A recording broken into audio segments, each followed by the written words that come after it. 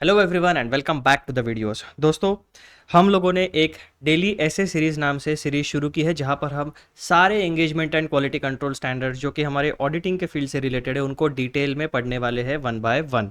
उसमें हमने सबसे पहला शुरुआत किया है पढ़ाई करने के लिए प्रीफेस का। प्रीफेस एक इंट्रोडक्टरी डॉक्यूमेंट है जिसमें आपके जितने भी engagement and quality control standards है उनके बारे में इंट्रोडक्टरी बातें एंड उनका स्कोप, अथॉरिटी, ये सारी बातें बताई गई है। जैसा कि आपको अभी तक पता चल गया है, हम लोग बेसिकली हमारा ये जो प्रीफेस है उसका कोर मटेरियल हमारा पैराग्राफ नंबर 1 से लेकर 12 तक कंप्लीट हो चुका है। कोर मटेरियल के बाद हमारे पास 3 सप्लीमेंट्री मटेरियल बचते हैं, उसमें से 2 सप्लीमेंट्री मटेरियल हमारे पढ़ के हो चुके हैं। अभी हमारा करंटली शुरू है अपेंडिक्स। अपेंडिक्स में आपको पता चलने वाला है auditing and assurance standard board and it's due process. Basically brief history, उसके मेंबर्स कौन से होते हैं, दैट मीन्स कंपोजिशन क्या होता है, ये सारी बातें, और स्टैंडर्ड सेटिंग प्रोसेस कि एक ऑडिटिंग स्टैंडर्ड किस तरीके से डेवलप होता है, किस तरीके से इशू होता है एंड किस तरीके से उसको लेजिस्लेटिव अथॉरिटी मिलती है। ये सारी बातें आपको इस प्रीफेस में पता चलने वाली है। तो आ जाओ, हम लोग अपेंडिक्स में हमारा जो पैराग्राफ था उसको पढ़ना शुरू करते हैं। ओरिजिनल टेक्स्ट में आपको दिखा देता हूँ तब क्या, ताकि आपको आइडिया आ जाए और एकदम करंट आप पकड़ लो कि भाई साहब हमारी पढ़ाई कहाँ पे शुरू है। अपेंडिक्स में हम लोग पढ़ रहे हैं auditing and assurance standard board and it's due process, ठीक है। उसमें सबसे पहला टॉपिक आता है आपका ब्रीफ हिस्ट्री वाला। उसमें पैराग्राफ नंबर 1 हमारा पढ़ के हो चुका है प्रीवियस वीडियो में। इस वीडियो में हमारा पूरा का पूरा फोकस रहने वाला है पैराग्राफ नंबर 2। अब यहाँ पर हमारे पढ़ाई करने का पैटर्न कैसा है। अपेंडिक्स, यहाँ पर आपका कोर स्टैंडर्ड नहीं है, कोर प्रीफेस का मटेरियल नहीं है। कोर प्रीफेस का मटेरियल आपका समाप्त हो गया है पैराग्राफ्स के फॉर्म में, जो मैंने आपको यहाँ पर दिखाया है अभी। इसीलिए क्या होता है कि अभी हमारा जो सप्लीमेंट्री स्टडी मटेरियल है वो सप्लीमेंट्री स्टडी मटेरियल हमारे इंफॉर्मेशन पर्पस के लिए होता है, और इसीलिए हमारा इस सप्लीमेंट्री मटेरियल को पढ़ने का पर्पस और पैटर्न कैसा है कि हम लोग यहाँ पर ओरिजिनल टेक्स्ट नहीं पढ़ते, डायरेक्टली मैं आपको अपने नोट्स में लेकर चलता हूँ और वहाँ से मैं आपको सारी चीज़ें एक्सप्लेन कर दूंगा, क्योंकि these are not technical provisions, this is information process flow. अब यही इंफॉर्मेशन मैंने सिर्फ अपने नोट्स में पॉइंट वाइज एंड एकदम क्लैरिटी के साथ प्रेजेंट की है। तो मैं आपको लेके चलता हूँ हमारे प्यारे नोट्स में। आ जाओ, सप्लीमेंट्री स्टडी मटेरियल का हमारा अपेंडिक्स का ब्रीफ हिस्ट्री का पैराग्राफ नंबर 2, ये है हमारे प्यारे प्यारे notes. Brief history paragraph number 2 की हम पढ़ाई करने वाले हैं। जब हम पैराग्राफ नंबर 2 को सही तरीके से पढ़ोगे ओरिजिनल टेक्स्ट में, तब आप जब इसे डिकोड करोगे तो पैराग्राफ नंबर 2 में आपको कुछ 7 पॉइंट्स ध्यान में आने वाले हैं, ठीक है। पहला पॉइंट क्या पता चलेगा हमें पैराग्राफ 2 में, ICAI's role in global accounting community, यानी IFAC मेंबरशिप। हमारा जो institute of chartered accountants of India जो है, जो भारत में काम करता है, वो एक फाउंडिंग मेंबर है। यानी जब international federation of accounting establish हो रहा था तब उसकी मेंबरशिप हमारे इंस्टीट्यूट ने ली थी। तो उसका as a member of the IFAC क्या रोल है वो आपको पता चलेगा। जैसे भारत में आप चार्टर्ड अकाउंटेंसी CA बन के अगर आपको काम करना है तो आपको क्या करना पड़ता है, इंस्टीट्यूट के साथ पहले एज अ स्टूडेंट रजिस्टर करो, फाउंडेशन, इंटरमीडिएट, फाइनल, उसी के साथ साथ आपका orientation, ITT and GMCS and advanced orientation, ITT, GMCS plus articleship, ये सारे पड़ाव आपको पार करने होते हैं। उसके बाद आप फाइनल क्लियर करोगे एंड अल्टीमेटली आपको एक CA का सर्टिफिकेट मिलेगा। फिर अगर आपको प्रैक्टिस करनी है तो आप क्या करोगे, institute of chartered accountants of India की मेंबरशिप लोगे, वहाँ पे आपको एक मेंबरशिप नंबर मिलेगा और सर्टिफिकेट ऑफ प्रैक्टिस मिलेगा। जब आप इंस्टीट्यूट के ऑफिशियल मेंबर बन जाते हो तब आपके ऊपर इंस्टीट्यूट ने जो कोड ऑफ कंडक्ट इशू किया है उसको मैंडेटरीली फॉलो करने की जिम्मेदारी आ जाती है। प्लस जितने भी प्रोनाउंसमेंट्स इंस्टीट्यूट इशू करता है, जैसे कि ये engagement and quality control standards, standards on internal auditing, उसके बाद में स्टैंडर्ड्स फॉर लोकल बॉडीज, उसके बाद में अकाउंटिंग स्टैंडर्ड्स, जितने भी स्टैंडर्ड्स, जितने भी कोड ऑफ कंडक्ट, जितने भी guidance notes, general clarifications, amendments institute issue करता है, एज अ मेंबर हमें वो फॉलो करने पड़ते हैं। सिमिलरली यही फ्रेमवर्क अगर हम IFAC और ICAI में लगाए तो ICAI IFAC का एक फाउंडेशनल मेंबर है, तो मेंबरशिप होने के नाते ICAI के ऊपर कुछ जिम्मेदारियां होती है, वो आपको पॉइंट नंबर 1 में पता चलती है। Number 2, ICAI's obligation to promote international standards। क्योंकि हमारा आईसीएआई इंटरनेशनल फेडरेशन का मेंबर है तो उसकी एक जिम्मेदारी बनती है, एक ऑब्लिगेशन आता है। मेंबरशिप अगर लोगे तो वो मेंबरशिप में एक मैंडेटरी ऑब्लिगेशन आता है। वो ऑब्लिगेशन क्या है आईसीएआई के ऊपर? प्रमोट इंटरनेशनल स्टैंडर्ड्स, यानी आईएफएसी जो भी इंटरनेशनल स्टैंडर्ड्स को इशू करेगा वो हमें डोमेस्टिकली प्रमोट यानी आईसीएआई को प्रमोट करने पड़ेंगे। ये बेसिक चीज़ आपको पता चलेगी। Point number 3, role of IAASB यानी international auditing and assurance standard board and its relevance. Bharat में उसका क्या रिलेवेंस है, हमारे लिए एज अ चार्टर्ड अकाउंटेंट उसका क्या रिलेवेंस है। Point number 4, consideration of IAASB standards by AASB यानी auditing and assurance standard board of institute of chartered accountants of India. ये international auditing and assurance standard board जो भी standards issue करता है उसको कंसिडर करेगा, उसमें मॉडिफिकेशंस करेगा with respect to Indian scenarios और इंडिया में वो सारे स्टैंडर्ड्स एप्लीकेबल कराएगा। Then point number 5, customization of international standards to Indian context. Basically 4 और 5 कलेक्टिवली हमें पढ़ने हैं। पॉइंट नंबर 1, 2 और 3 कलेक्टिवली हमें पढ़ने हैं। Then point number 6, reference to IAASB's July 2006 policy paper and ultimately हमारा फाइनल अंडरस्टैंडिंग क्या बनता है with respect to brief history paragraph number 2। ये सारी बातें हमें यहां पर डिस्कस करनी है।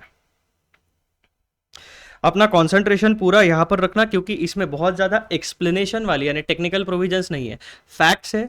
वो फैक्ट्स एंड फिगर्स आपके सामने प्रेजेंट होगी, आपको बस सुनना है, ध्यान में रखना है। एग्जाम में वगैरह ये क्वेश्चंस आने के चांसेस बहुत कम होते हैं, बट एज अ प्रोफेशनल आपको पता होना चाहिए। अगर आपका पॉलिसी मेकिंग में इंटरेस्ट है, अगर आप इंस्टीट्यूट में जाके इंस्टीट्यूट का चेयरमैन, अगर आप चेयरमैन के लिए टारगेट करते हो, वाइस प्रेसिडेंट या वाइस प्रेसिडेंट बनना है आपको, या इंस्टीट्यूट के कोई डिपार्टमेंट से वहाँ पे जाके आपको लीडरशिप रोल देना है, तो ये सारी बातें आपको पता चलेगी। क्योंकि जब तक आप इंस्टीट्यूट में घुस के वहाँ पे पॉलिसी चेंजेस नहीं करोगे, चार्टर्ड अकाउंटेंसी प्रोफेशन में इंप्रूवमेंट्स नहीं हो पाएंगे।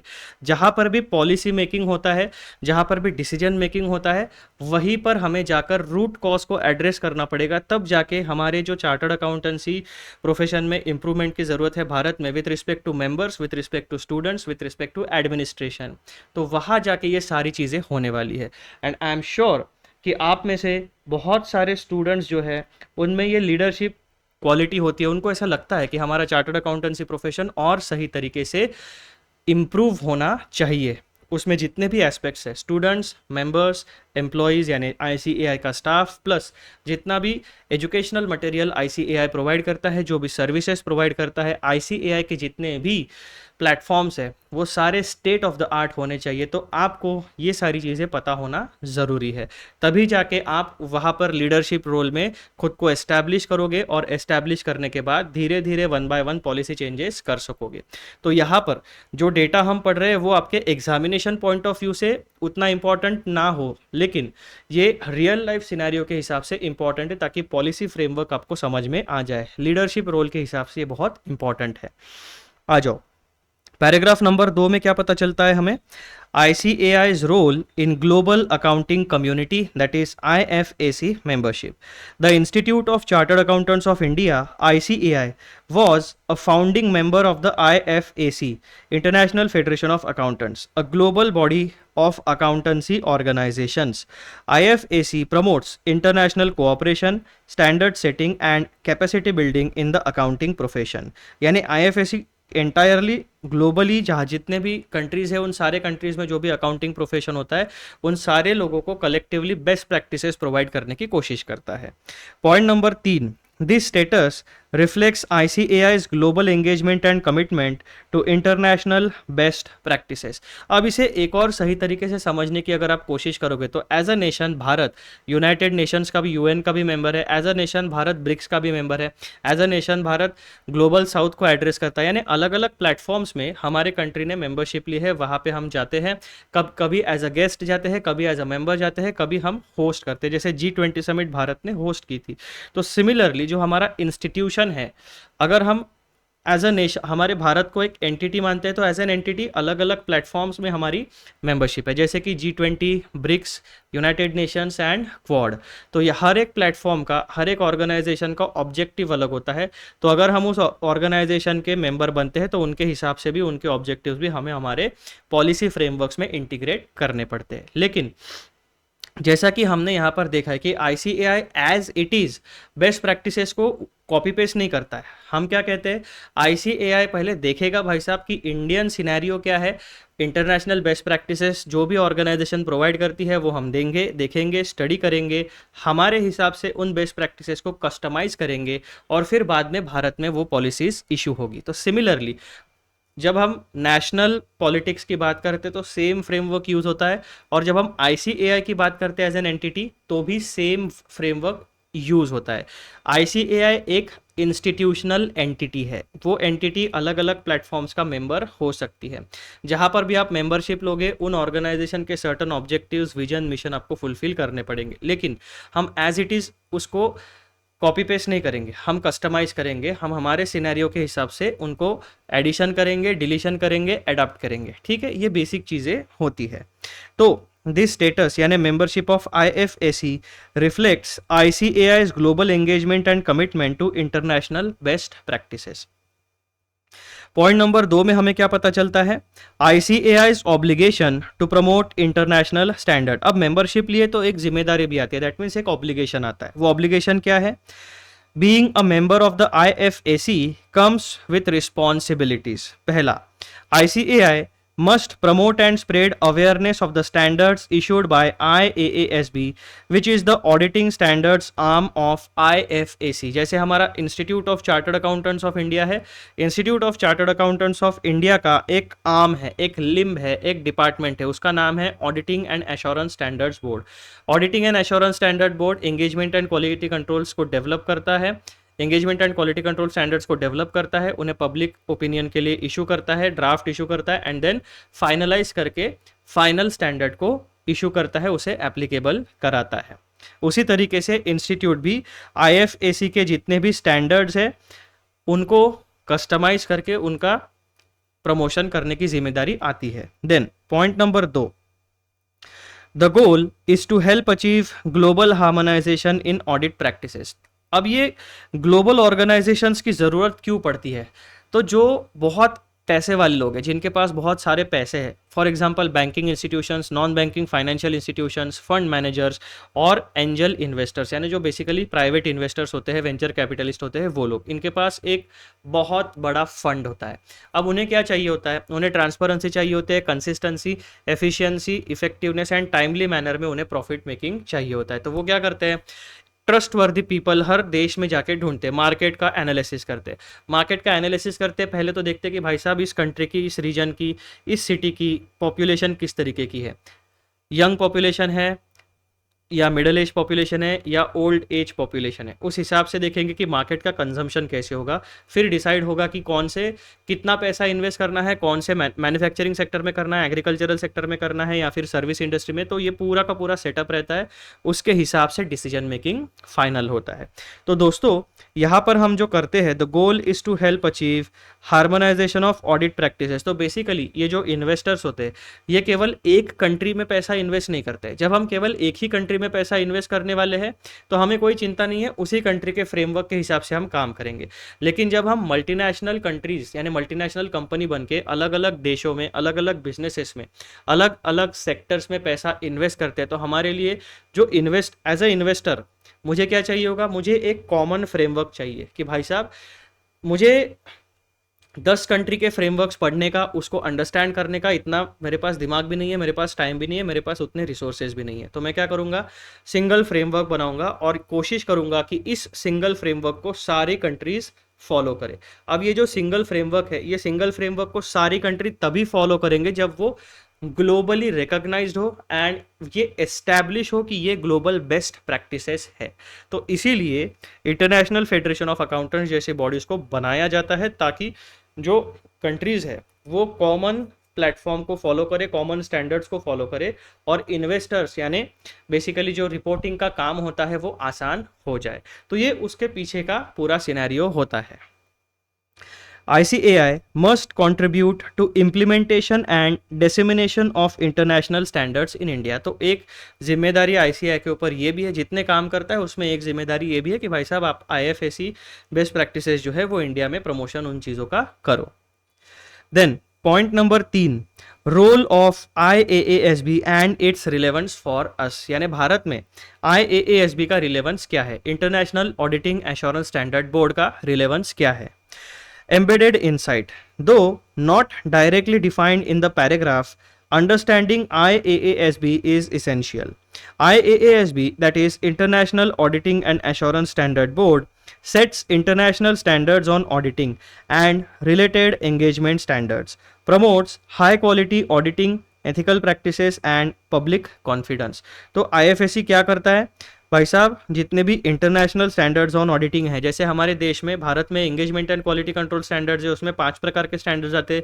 Standards on auditing, standards on assurance engagement, standards on review engagement, standards on related services and उसके बाद में engagement and quality control standard. उसी तरीके से अब ये सारे के सारे जो स्टैंडर्ड्स हैं ये IAIS है, यानी इंटरनेशनल स्टैंडर्ड्स ऑन ऑडिटिंग वालों ने इशू किए। ICAI ने क्या किया, उनको पढ़ा, हमारे देश के सिनेरियो के हिसाब से कस्टमाइज किया एंड देन भारत में इशू किया। ICAI's Auditing and Assurance Standard Board uses IAASB pronouncements as baseline reference। ठीक है, तो बेस्ट प्रैक्टिसेस जो है उनको हम देखते हैं, पढ़ते हैं, हमारे इंडियन सिनेरियो के हिसाब से कस्टमाइज करते हैं एंड देन भारत में इशू करते हैं। Point number 4, consideration of IAASB standards by AASB, यानी इंटरनेशनल स्टैंडर्ड्स का रेफरेंस लेता है हमारा domestic auditing and assurance standard board. ICAI's auditing and assurance standard board does not operate in isolation, यानी अकेले। स्ट्रेटेजिक ऑटोनॉमी तो है हमारे पास, जैसा कि हमारे प्रधानमंत्री कहते हैं स्ट्रेटेजिक ऑटोनॉमी फॉलो करता है भारत, लेकिन स्ट्रेटेजिक ऑटोनॉमी मतलब क्या, उसका मतलब होता है, हिडन मतलब होता है कि हम कस्टमाइज करेंगे हमारे सिनेरियो के हिसाब से। ऊपर से बड़े साहब से ऑर्डर आ गया और हमने एज इट इज फॉलो किया, ऐसा नहीं होगा। हमारे केस में हम ही बड़े साहब है, भारत के केस में भारत ही बड़ा साहब है, हमारा कोई दूसरा बड़ा साहब नहीं है। हम एक वर्किंग डेमोक्रेसी है, इसीलिए हमारा नेशनल पॉलिटिक्स क्या कहता है जो 2014 से सेट होता है, strategic autonomy. That means what, भाई साहब आपकी हम बात सुनेंगे, हमको ठीक लगी तो उसको हम एक्सेप्ट करेंगे, अदरवाइज हमारा जो रिलेशनशिप है वो उस तरीके से रहेगा। आपने ऑर्डर दे दिया, हमने फॉलो कर लिया, ऐसा नहीं होगा। Similarly the case applies to ICAI। हम कंसीडर करेंगे institute of chartered accountants of India, international federation या इंटरनेशनल बॉडीज का जितना भी बेस्ट प्रैक्टिस है सब कंसीडर करेगा, लेकिन एज इट इज अप्लाई नहीं करेगा। हम देखेंगे हमारे सिनेरियो के हिसाब से अगर ठीक है, अगर हमारे नेशनल इंटरेस्ट में, हमारे प्रोफेशन के इंटरेस्ट में काम करता है, तब जाके हम उसे कस्टमाइज करके भारत में इशू करेंगे। ICAI's Auditing and Assurance Standards Board does not operate in isolation. It aligns Indian standards with IAASB standards where applicable। जहाँ पर भी हमारे म्यूचुअल बेनिफिट्स मैच होते हैं, म्यूचुअल इंटरेस्ट मैच होते हैं, वहाँ पर हम अलाइन हो जाएंगे। This practice helps ensure comparability and consistency of Indian standards with global benchmarks. Customization to Indian legal and business environment. Despite aligning with international standards, Auditing and Assurance Standard Board tailors the standards to fit, यानी customization करेंगे Indian laws and regulations. Customization हम किस scenario के हिसाब से करेंगे, किन चीज़ों को कंसिडर करेंगे कस्टमाइज करते वक्त, भारत के जो लॉज एंड रेगुलेशन है उसको देखेंगे, यानी companies act, income tax act, आपका GST एक्ट, ये सारी बातें कंसिडर करेंगे। इंडियन बिजनेस प्रैक्टिसेस, भारत में एस्टैब्लिश बिजनेस प्रैक्टिसेस कैसी है उस हिसाब से हम लोग कस्टमाइज करेंगे। And local customs and usage, जैसे महाराष्ट्र में कुछ अलग प्रैक्टिसेस हो सकती है, गुजरात में अलग प्रैक्टिसेस होंगी, डाउन अगर हम साउथ में जाएंगे तो केरला, तमिलनाडु में कुछ बिजनेस प्रैक्टिसेस अलग तरीके की होगी, है ना। जैसे सेलर एंड परचेसर यानी वेंडर एंड कस्टमर किस तरीके से इंटरैक्ट करते हैं, बिजनेस प्रैक्टिसेस क्या है, कस्टम्स क्या है, वो सारी चीज़ें थोड़ी थोड़ी चेंज रहती है। बेसिक फ्रेमवर्क तो सेम रहेगा, लेकिन उन ट्रांजैक्शंस को हैंडल करने का तरीका अलग हो सकता है। हो सकता है कि कहीं पर 30 दिन का क्रेडिट मिले, कहीं पर 60 दिन का क्रेडिट मिले, कहीं पर भाई एडवांस में पैसा देना पड़े, तो ये सारी चीज़ें उस हिसाब से। डिस्काउंट अलग अलग होंगे, अलग अलग पॉलिसीज़ होंगी बिजनेस की, मैन्युफैक्चरिंग की प्रोसेसेस अलग होंगी, ये सारी बातें डिफर करती रहती है। This ensures Standards are practically implementable and relevant in the Indian context. It reflects a global standard. It reflects a global standards with local adaptation approach. यानी ग्लोबल बेस्ट प्रैक्टिसेस कस्टमाइज करेंगे, फिर हमारे local area में apply करेंगे. तो ये meaning होता है कस्टमाइजेशन का, यानी जो स्ट्रेटेजिक ऑटोनॉमी है उसका मीनिंग होता है कस्टमाइजेशन. बड़े साहब का order as it is follow नहीं होगा. कोई हमारा बड़ा साहब नहीं है, ICAI खुद बड़ा साहब है भारत में. ठीक है. Reference to IAASB's July 2006 policy paper. This policy paper provides guidance for national bodies like ICAI that want to adopt IAASB standards but customize them minimally to suit local needs. अब IAASB क्या करता है? ठीक है भाई साहब, उन्होंने भी कंसिडर कर लिया कि हाँ भाई ऐसा तो होगा नहीं कि हर एक देश को हम जो ऑर्डर देंगे वो अपना एज इट इज़ फॉलो करेगा, तो उन्होंने भी एक्सेप्ट कर लिया कि कस्टमाइजेशन होगा. इसीलिए international auditing and assurance standard board यानी इस इंटरनेशनल बॉडी ने क्या किया कि ठीक है भाई एक पॉलिसी पेपर निकाल देते, वहाँ पर कस्टमाइजेशन किन तरीके से होगा उसका पॉलिसी फ्रेमवर्क उन्होंने दे दिया कि आप इस तरीके से कस्टमाइज कर सकते हो. ICAI follows this framework to maintain international conformity and justify modifications made to IAASB. यानी उन्होंने भी हमारी स्ट्रेटेजिक ऑटोनॉमी का रिस्पेक्ट किया. भाई साहब आप कस्टमाइज करो लेकिन कोशिश करोगे कि आप मिनिमम चेंजेस करोगे. ठीक है, तो इस तरीके से काम होगा. Then point number 7, summary table. ICAI and IAASB relationship, aspect and explanation. ICAI का ग्लोबल रोल क्या है? Founder member of the IFAC. Obligation क्या होता है इस मेंबरशिप का? Promote IAASB standards globally and in India. यानी दूसरे कंट्रीज में भी आपको सपोर्ट करना पड़ेगा, इंडिया में भी आपको प्रमोट करना पड़ेगा. AASB अप्रोच यानी हमारे बोर्ड का अप्रोच क्या है ICAI का? Refers to international standards when developing Indian engagement and quality control standards. Indian customization modifies standards based on Indian laws, business environment and usage. Policy framework followed. IAASB's July 2006 policy paper on limited justified national modifications. यानी अभी तक हम लोगों ने point number 6 तक जितनी बातें पढ़ी वो सारी बातें मैंने टैब्यूलर फॉर्म में आपके लिए समराइज कर दी है. फिर फाइनल अंडरस्टैंडिंग हमें इस पैराग्राफ का क्या आता है? Final understanding. ICAI as a global accounting leader integrates international audit standards into Indian regulations while ensuring local relevance. यानी भाई साहब हमको इंटरनेशनल बेस्ट प्रैक्टिसेस भी फॉलो करने लेकिन हमारे लोकल कस्टम्स ट्रेड का भी रिस्पेक्ट करना है, इसलिए हम ब्रिज बनाएंगे कस्टमाइजेशन का और हमारे हिसाब से काम करेंगे. The AASB's dual focus on global harmonization and domestic adaptability enables the Indian auditing profession to remain globally respected and locally compliant. यानी हमें ये इंश्योर करना है कि डोमेस्टिक एरिया में भी हम बेस्ट प्रैक्टिसेस फॉलो करें और जब हमारे प्रोफेशनल लोग हमारे बिजनेसेस MNC बन के दूसरे देशों में काम करने जाए तो जो रिपोर्टिंग है, जो अकाउंटिंग है, जो काम होता है प्रोफेशनल इंडस्ट्री में उसका भी रिस्पेक्ट हो. यानी डोमेस्टिक में भी हमें सही तरीके से काम करना है, इंटरनेशनल एरिया में भी हमें एकदम ऊपर का टॉप लेवल का काम करना है quality wise. The July 2006 IAASB policy paper acts as a standardization boundary for acceptable modifications by national standard setters like ICAI. अब ये पॉलिसी पेपर वगैरह ठीक है भाई साहब आपने इशू कर दिया, हम रिस्पेक्ट करते हैं, लेकिन फिर भी वो पॉलिसी पेपर वगैरह हमारे बड़े साहब यानी ICAI के लिए रिस्पेक्टेबल है, लेकिन ठीक है आपकी जगह पर है, हम अपने हिसाब से काम करेंगे, रेफ़र करेंगे. आपके पॉलिसी पेपर में होगा तो भी हम करेंगे, नहीं होगा तो भी हम करेंगे. इस हिसाब से हमारा ICAI काम करता है. तो मित्रों ये था हमारा discussion with respect to paragraph number 2. अब हमारा सबसे पहला वाला जो पोर्शन था ब्रीफ हिस्ट्री वाला, जिसमें हम लोगों ने पैराग्राफ नंबर 1 और पैराग्राफ नंबर 2 में auditing and assurance standards board की ब्रीफ हिस्ट्री देखी, ये होता है समाप्त और ये वीडियो यहाँ पर होता है समाप्त.